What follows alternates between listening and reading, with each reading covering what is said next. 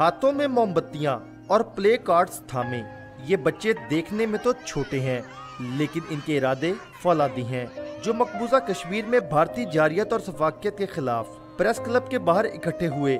ننھی پکار نے صرف اتنا پیغام دیا، کشمیر جلد بنے گا پاکستان۔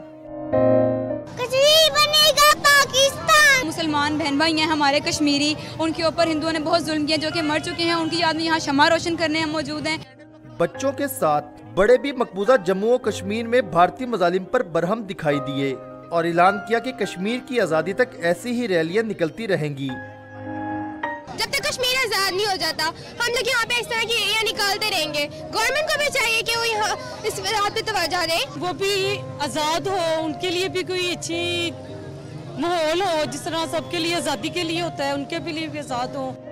شرکا نے اس امید کا اظہار کیا کہ اگر حکومت ٹھیک انداز میں اس مسئلے کو عالمی سطح پر اٹھائے تو وہ دن دور نہیں جب کشمیر پاکستان کا حصہ ہوگا۔